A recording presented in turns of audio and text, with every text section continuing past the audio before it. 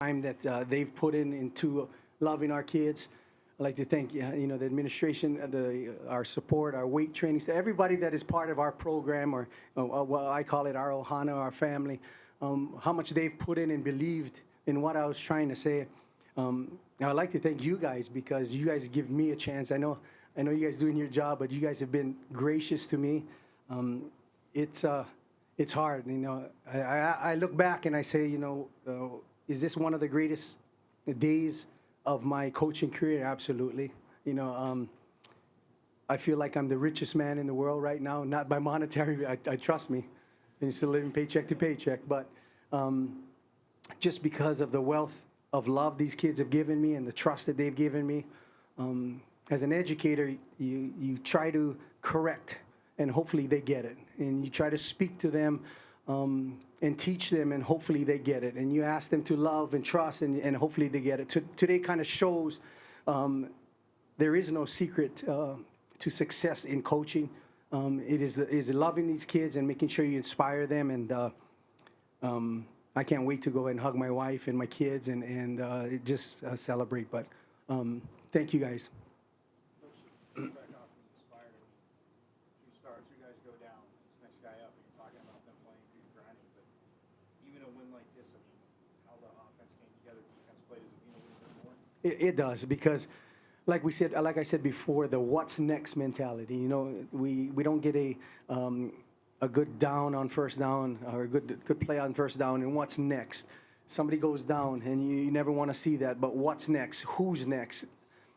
We put in a program in which our seconds are getting more in practice from a development standpoint, and it actually helped out because Trenton, who prepares as if he was a starter every single day, and you showed that he came and delivered. And so I'm just so baffled at what these kids have been through in the last 3 weeks and how they've performed. Shaun over here. How long have you known or been aware of Trenton, and kind of what was it like for you seeing kind of what unfolded today with him? It's I've seen it in practice for the last couple of years, and I've always mentioned to him that he has to be prepared. He's not the tallest, he's not the fastest, he doesn't have the strongest arm, but he has the traits of a great quarterback because he knows how to anticipate, he knows how to rally around his guys, and his guys rally around him. So I've seen that leadership in him. And I always said, once you have an opportunity, and it's playing right off of me, once you have that opportunity, and when you get that opportunity, make sure you take advantage of it. And he has today. And so now it's going to be a battle, because the biggest thing, too, is I want to make sure that I let everyone know he's an Arizona kid that it's come in and won one of our biggest games. And we can win with Arizona kids. And I'm going to go back to the recruiting part. I want to keep Arizona kids here.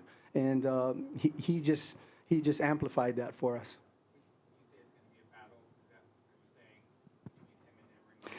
Well, I say battle because it's competition in everything. And I think in the quarterback room, it'll be competition.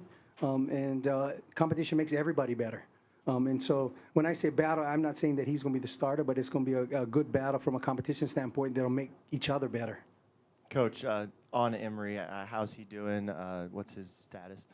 I don't know his status. We'll go back and I'll meet with the medical staff. Some of it is precautionary. I want to make sure my kids are healthy first before anything. Football is just a game. I want to make sure our kids are healthy, and if they're not 100%, then I'm not going to let them play. And so I want to go back and make sure. When I walked out, he gave me a big hug, and so I saw it in his eyes that he's okay. I want to make sure from a medical staff that he's okay. Your team showed some improvement last week, but a lot of the kids this week were talking moral victories, and they're tired of moral victories. So how important was it to get one in the win column from a confidence standpoint, just to see the hard work pay off? It's tough. You ask so much of them and work harder every day and enhance the day by day and taking it step by step and stacking days and all of that. And at some point, they're like, Coach, it's been 12 days and I had nothing. The affirmation of the win makes everything sweet. The affirmation of all their hard work and them putting what they put on the field just says a lot about their character, their fight to win, and then our coaches' fight to win. And so that affirmation, if we did not win today, it would have been tough to get them back again. But that win now I got them. And so we'll enhance that. The last play, Washington throws Yes. incomplete. Can you describe the next 2 or 3 minutes for you, just as the game's over and all this hits home? I saw that ball up, and I've played it through my mind so many times. And I would just say, please just hit it down. Please just hit it down. And when I saw the ball hit the ground, I turned around, and I just wanted to look and see the fans' reaction. I mean, I remember the same fans that in a couple games before was booing and weren't happy, and they should. We weren't doing well. But I just wanted to take a quick look, 10 seconds, and see their happiness. And we've made a lot of people smile in Arizona and around here, and that's huge for me because I consider myself now an Arizonan, and my kids go, and so we are going to make a lot of people happy. We made a lot of people happy tonight and tomorrow, and so that makes me feel good. Coach, in a 7-point game, you can look at a lot of plays, drives as the difference. One of them that we're going to talk about is Jordan's pick 6. How does it feel to catch a break like that at that point in the game? We talked about in our pregame, we talked about we need to hopefully score in all assets and all facets of the game, from special teams, defense, and offense.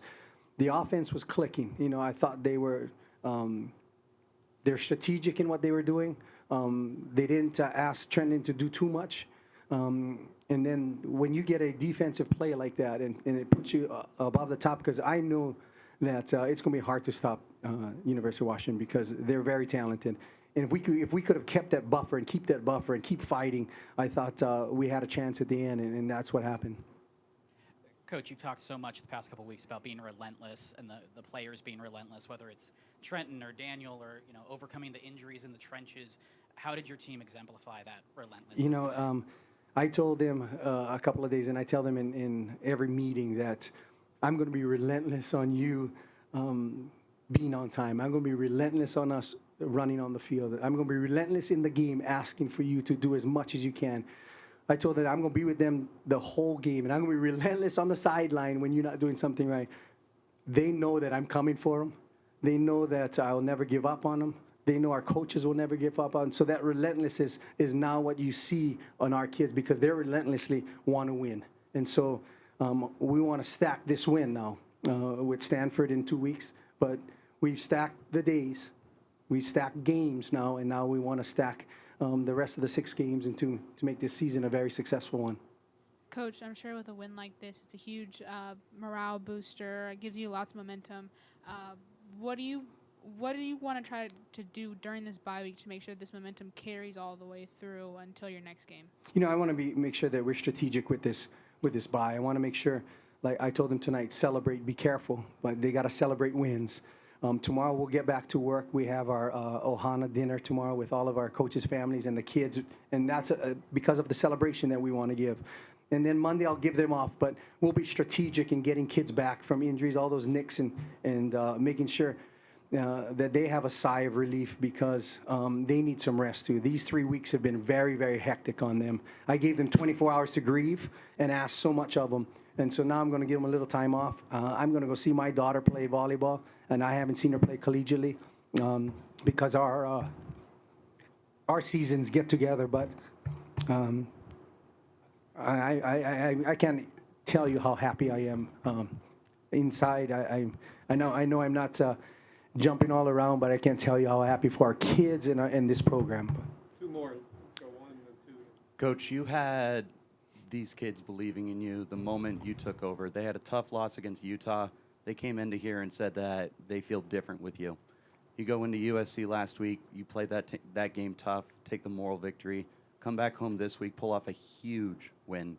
How does that feel for you knowing these kids bought into you so quickly? Again, I asked them to trust me, and I'll take them through a process they've probably never been before, and that is from being relentless on everything I do and making sure when we leave that practice field and that game that our hands are around them and telling them that we love them and we know and we appreciate that they're practicing so hard. I wanted to make sure that they understood that I got their back the whole time. In reciprocal of that, they've trusted me. And that's tough to do in 3 weeks, because I can be talking and selling anything that I want to them. But they trusted me and in my word.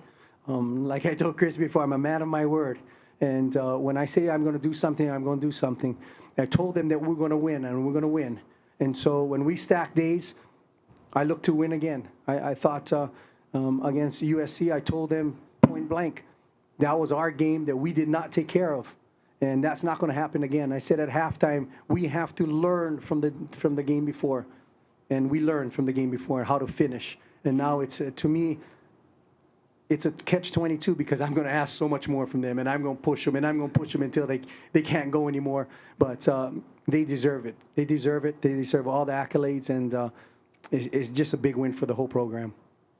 Coach, after Emory went down with injury, what was your trust level of Trenton coming into the game, especially since you hadn't worked with him too much early on in the season? Absolute trust, and that's at every position.